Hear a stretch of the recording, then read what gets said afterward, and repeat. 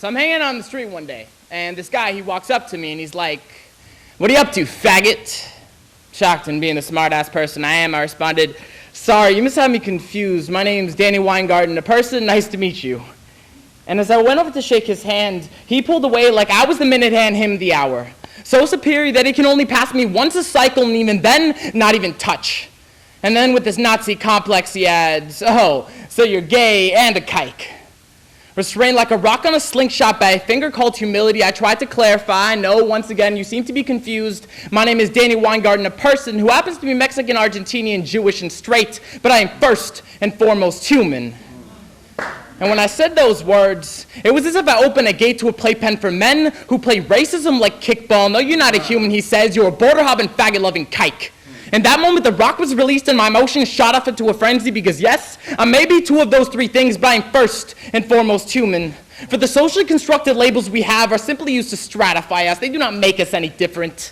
You can be a boy from a ghetto in Mexico who feels the waves of peace crash onto his skin about as often as a child in white American suburbia sees a black man at his school and doesn't experience xenophobia, but you are first and foremost human.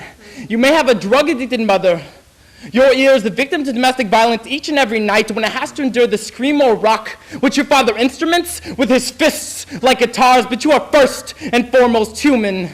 You may have a Hawaiian mother and a Japanese father whose marriage accepted about as much as a girl in China, but you and your parents are first and foremost human. You may be standing behind that closet door.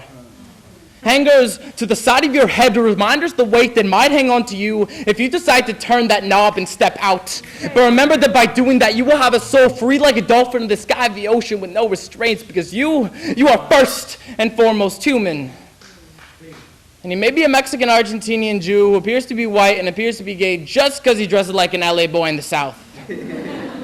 Only to be confronted by a man who calls you a faggot and goes on to demean your race and religion. It is then your job to make it clear to him that you and him are first and foremost human, that you and him are living, breathing Homo sapiens, and that it is simply the socially constructed prisons in our mind which confine our ability to realize that we are all inherently the same.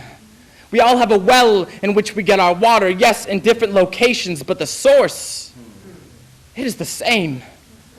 And if you dig deep enough, you'll realize that. You realize that, yes, we are white, black, Mexican, Asian, Muslim, Buddhist, Jewish, straight, and gay, but we are first and foremost human, and don't you ever fucking forget it.